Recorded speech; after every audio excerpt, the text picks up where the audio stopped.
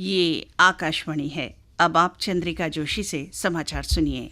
केंद्रीय मंत्रिमंडल ने महिलाओं के प्रति अपराधों से कारगर तरीके से निपटने के लिए राष्ट्रपति से एक अध्यादेश जारी करने की सिफारिश की है। मंत्रिमंडल ने बलात्कार पीड़िता की मौत के मामले में मृत्युदंड और बलात्कार के लिए 20 साल तक की कैद का मुकदमा चलाने के प्रावधान से संबंधित अध्यादेश को कल मंजूरी दे दी। सरकारी सूत्रों ने नई दिल्ली में बताया कि मंत्रिमंडल ने न्यायमूर्ति वर्मा समिति की सिफारिशों के आधार पर आपराधिक कानून में संशोधन के लिए अध्यादेश लाने की सिफारिश की। न्यायमूर्ति वर्मा समिति ने बलात्कार के लिए 20 साल तक कैद की सजा बढ़ाने और सामूहिक बलात्कार तथा हत्या के लिए आजीवन कारावास की सजा के प्रावधान की सिफारिश की थी। ये भी सुझाव दिया गया था कि किसी महिला का पीछा करने, निर्वस्त्र करने और गलत नजर से देखने जैसे नए अपराधों के लिए कठोर दंड की व्यवस्था की जानी चाहिए। समिति ने बलात्कार की परिभाषा और व्यापक बनाने की भी सिफारिश की थी। केंद्रीय विधि मंत्री अश्विनी कुमार ने कहा है कि ये प्रगतिशील अध्यादेश है।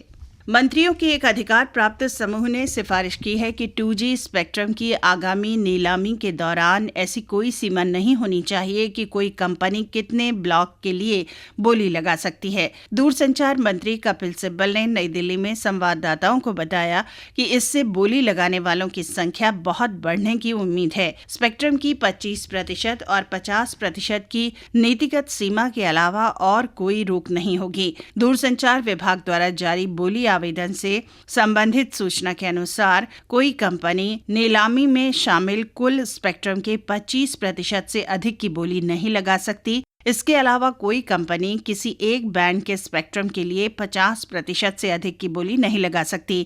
सरकार 900 मेगाहर्ट्ज बैंड और 1800 मेगाहर्ट्ज बैंड में GSM के बिना बिके स्पेक्ट्रम और CDMA के 800 मेगाहर्ट्ज बैंड स्पेक्ट्रम की नीलामी कर रही है। इससे सरकारी खजाने को लगभग 45,000 करोड़ रुपए मिलने की उम्मीद है।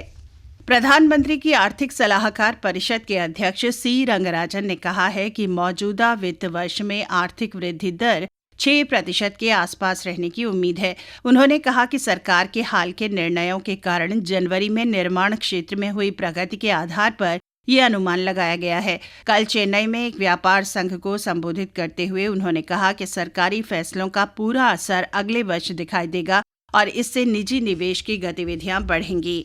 कांग्रेस के नवनियुक्त उपाध्यक्ष राहुल गांधी ने कल नई दिल्ली में पार्टी के वरिष्ठ पदाधिकारियों के साथ पार्टी के संगठनात्मक ढांचे को मजबूत बनाने के उपायों पर विचार विमर्श किया। बैठक के बाद पार्टी प्रवक्ता जनार्दन द्विवेदी ने संवाददाताओं को बताया कि पार्टी नेताओं ने विभिन्न मुद्दों पर अपने विचार रखे और बैठक सोमवार को भी होगी। श्री राहुल गांधी ने पूर्व केंद्रीय मंत्री अंबिका सोनी की अध्यक्षता में 6 सदस्यों की एक समिति गठित की है जो चुनाव सुधारों के बारे में सिफारिशें देगी। आज 8वां महात्मा गांधी राष्ट्रीय ग्रामीण रोजगार गारंटी अधिनियम मनरेगा दिवस मनाया जा रहा है। इस अवसर पर प्रधानमंत्री डॉक्टर मनमोहन सिंह मनरेगा प्रशासन में पहल और सर्वश्रेष्ठ प्रदर्शन वाली ग्राम पंचायत को पुरस्कार प्रदान करेंगे। तमिलनाडु को विभिन्न श्रेणियों में 3 पुरस्कार मिलेंगे। महाराष्ट्र के मुख्यमंत्री पृथ्वीराज चव्हाण ने कहा है कि मुंबई में मिलों के कामगारों की रिहायशी जरूरतों को पूरी करने के लिए सरकारी जमीन उपलब्ध कराई जाएगी। उन्होंने कहा कि ये जमीन उन क्षेत्रों में जिला और तालुका स्तर पर दी जाएगी जहां के वे मूल निवासी हैं। उन्होंने बताया कि किराया आवास योजना के जरिए मुंबई महानगर क्षेत्र में 1 लाख मकानों का निर्माण किया जाएगा। इंटरनेशनल बार एसोसिएशन के मानवाधिकार संस्थान इबाहारी ने कहा है कि श्रीलंका सरकार ने उनके शिष्टमंडल को देश की यात्रा करने के लिए वीजा देने से इनकार कर दिया है। भारत के पूर्व मुख्य न्यायाधीश JS वर्मा की अध्यक्षता वाले इस शिष्टमंडल में कई जाने माने न्यायविद शामिल हैं। शिष्टमंडल को श्रीलंका की स्थिति का पता लगाने के लिए 10 दिन के दौरे पर कल वहां पहुंचना था। इसके साथ ही ये समाचार बुलेटिन समाप्त हुआ।